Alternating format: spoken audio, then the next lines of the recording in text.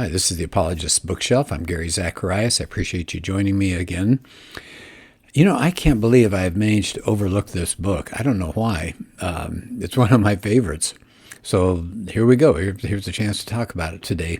It's Greg Koukl's book called Tactics, and I'm going to go through the updated and expanded version. It's the 10th anniversary edition. And by the way, if you have a chance and you've got a choice between those two books, please go for the 10th anniversary edition. It's updated, but more than that, it's expanded. It's got a lot of good information in here. Sean McDowell gives it a thumbs up. Frank Turek says, I wish I knew these tactics 20 years ago. Gary Habermas says it's required read. It's just delightful, and it's entertaining and a great resource. J.P. Moreland, the authoritative treatment on how to employ strategies in conversations with unbelievers.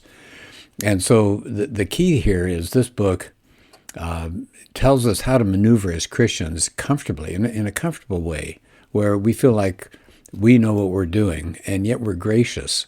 We're not using tactics to embarrass, to put down people.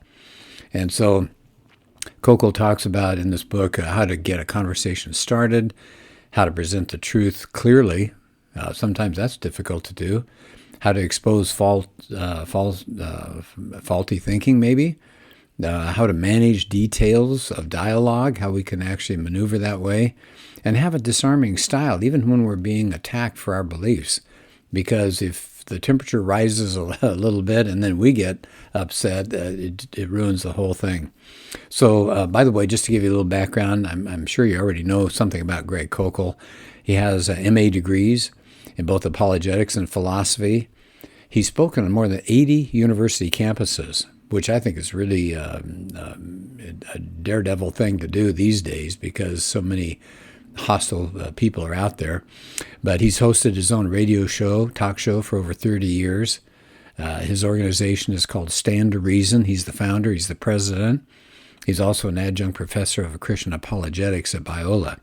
And I'll tell you, if you go to his website, str.org, there is a wealth of information there that I know you'll get something out of. He's got some good people that have come alongside of him. And so let's just kind of start in at the beginning because there's so much good stuff in here. But he talks about, chapter 1 is called Diplomacy or D-Day. And he said, apologetics has a questionable reputation for a lot of believers. I mean, apologists are supposed to be defending the faith and defeating false ideas, and they're supposed to be knocking down speculations that are raised against the knowledge of God. Now, when you hear things like defending and defeating and knocking things down, he says a lot of people think of those as fighting words. Things like fix bayonets, load your weapons, ready, aim, fire. And so a lot of people think of apologetics with conflict. It's fighting. And he said, here's another barrier. It's too easy for skeptics to ignore facts, or just to deny the claims, or just to walk away. He says, but sometimes those people don't walk away. They stand and they fight. And all of a sudden, we're in the middle of a bunch of objections. We're being hit with a barrage of objections that we can't handle. And he says, one of the first rules of engagement is don't make a frontal assault on a superior force. So he said sometimes we get caught off balance and we're hammered for some of our beliefs and we scoot out of there, maybe for good. But he said, there's a more excellent way. He said, Jesus said that when you find yourself as a sheep among wolves, be innocent, but be shrewd. He said there is real welfare going on, but he said we should act more in the realm of diplomacy rather than D-Day. And so he says this book is going to try to teach people how to be diplomatic, how to navigate smoothly through all sorts of tough encounters. And he calls it the ambassador model. And he said that approach is more like friendly curiosity, kind of relaxed diplomacy than confrontation.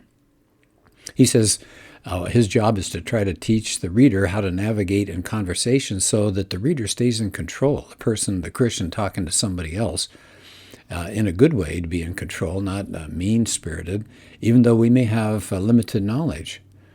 So he said, you might even be a brand new Christian. He said, it doesn't matter. I'm going to introduce, he says, to all of us a handful of effective maneuvers, he calls them tactics, to keep us in the driver's seat. And then he gives an example in the first chapter about a waitress I think it was a waitress. No, it was a store. Okay, he was on vacation. They went into a store, and this woman had a pentagram. A woman who worked there had a pentagram, 5-pointed star, dangling from her neck.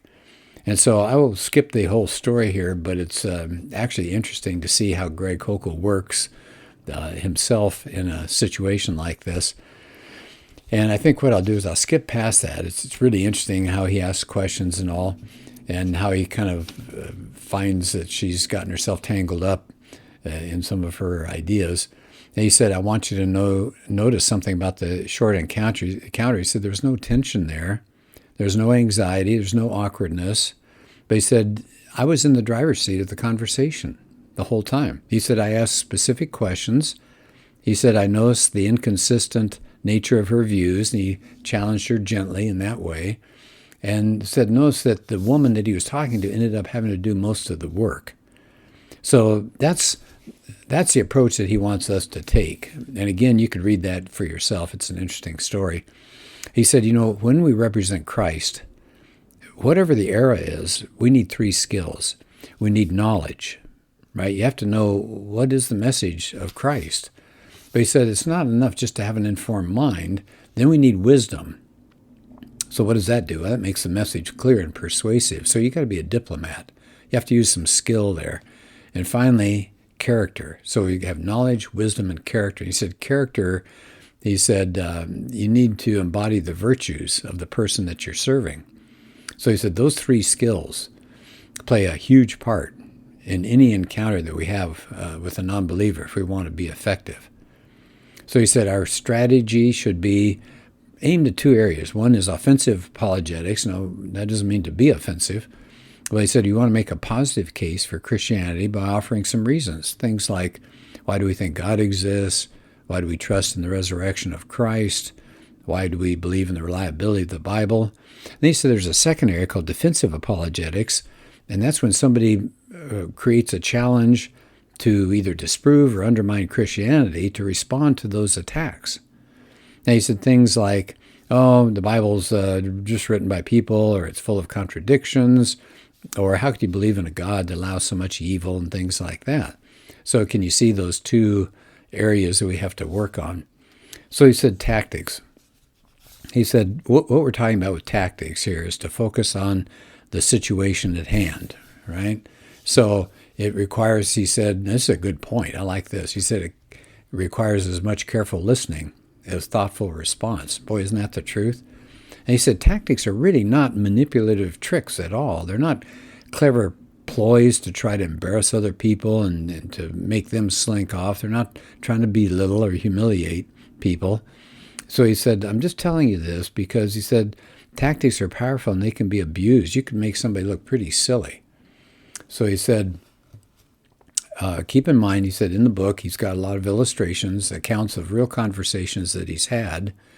And he said, in some cases, when you hear what I've got to say, it makes me sound more aggressive than I was in real life. He said, I never intend to be abrasive or abusive or try to demean another person.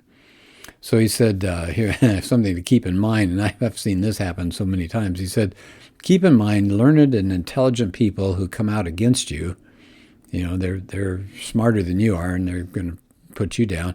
He said all sorts of academics and professionals. He said they often make foolish and fundamental mistakes in thinking when it comes to spiritual things.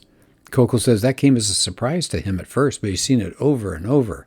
And I would say that is so true. We don't need to, this is just me talking, but we don't need to be worried about people with degrees after their name or high positions in a job structure someplace, because they often don't really know what it is they're talking about when it comes to spiritual issues. They haven't really read the Bible. They haven't really looked at manuscripts. They haven't discussed all sorts of things in science dealing with religion and all. So we don't need to worry about that. He said, so don't be frightened, he said, of the facts or the adversaries. He said, take your time, do your homework, just think through the issues. He said, if Christianity is true, so then no matter how convincing the other side sounds at first, there's going to be a problem there. Maybe a mistake in thinking or an unjustified conclusion. He said, keep looking for it. Sooner or later, it's going to show up. So that's the first word of encouragement. Don't be frightened by the people you're up against. Here's a second word. He says, you can do this. He said, I'll show you how. I'll guide you step by step through a game plan. He said, it's an art to the process. He said, learning any craft takes time. It takes a little effort. So I think that's good. A little bit of a warning there that you're not going to get it immediately and do a wonderful job. But he said, if you're an attentive student, in a very short time, you develop the art of staying in the driver's seat and steering the conversation when you're talking with other people. So at the end of the chapter, that's the end of chapter 1, I like it. He has what we learned in this chapter. And so I don't know if I need to spend much time on that, but he just talked about the value of tactics, helping you maneuver, and he defined tactics, and he talked about the dangers of using tactics or not to manipulate people. So I thought that was a really nice opener. Chapter 2, I think I'm going to go ahead and do that one. He says, just watch out. He says, squabbling, by the way, chapter 2 is titled Reservations. He said, just be careful. He said, squabbling and bickering and quarreling are not really attractive, and they just don't produce anything particularly good. So he said, if anyone in the discussion gets mad, you lose. Yeah, I think that's true. He said, people who get mad get defensive, and then they don't think very well. And he said they're interested in defending their own turf. And they don't think about what the other person has said.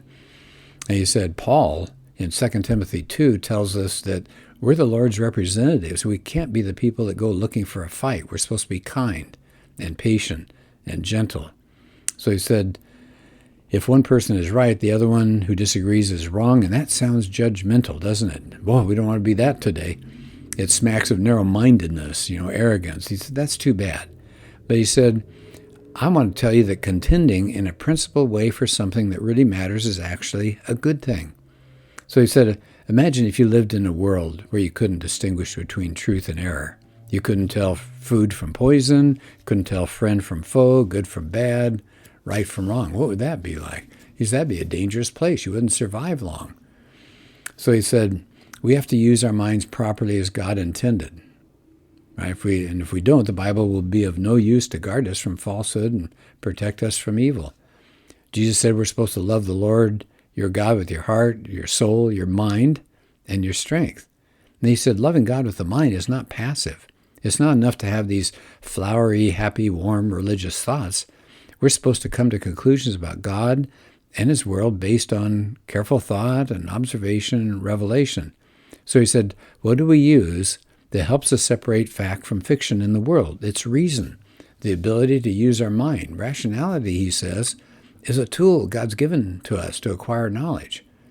So he said, sometimes when you're trying to sort out what's true, it's not a solitary enterprise. It's sometimes done in the company of others who may dispute what we're saying in a principled way and offer some other ideas, and we end up arguing. So he said the ability to argue well is vital for clear thinking. Arguments are good things. It's a virtue because they help us hold on to what's true and discard what's false. So that's good. I mean, he's trying to point out, let's not say arguments are bad. It's the way we approach the argument. So he said, some people come to mind, though, and they say, well, doesn't Christianity, when it starts arguing, it gets into problems, like it could cause divisions in the church? And somebody will say, well, when people are free to express strong differences of opinion, it threatens unity. So he says, watch out. People will say, oh, a disagreement is coming up. Let's shut down dissent. Let's keep the peace. But he said, yeah, that causes problems, though. He says Christians can get distracted by useless disputes. Paul warns about that in 2 Timothy 2. Watch out for wrangling about words and quarreling about just foolish speculations. But he commands us to be diligent and to be workmen and to handle the word of truth accurately. That's 2 Timothy 2 as well. So Koukl says to be of one mind biblically doesn't mean we all have to share the same opinion. We still have warm fellowship based on our communion with Christ, even if we have differences. He says there's another reason why Christians tend to resist arguments. Some believers take any opposition as hostility if their view is being challenged. And he said, well, that's a dangerous attitude. The minute one person is labeled mean-spirited, then debate is silenced. He said Christians shouldn't deal with dissent this way. We ought to learn how to argue in a principled fashion. So arguing is not screaming and yelling and name-calling, right? He says we ought to learn how to argue in a principled way, argue fairly, reasonably, and graciously. I mean, honest to goodness, I've heard Koukl more than once on his show say, I could be wrong. I love to hear him say that because he's indicating kindness and he's indicating a lack of narrow-mindedness. So I like to hear him say things like that. So he said, many debates are really worthy of our best efforts.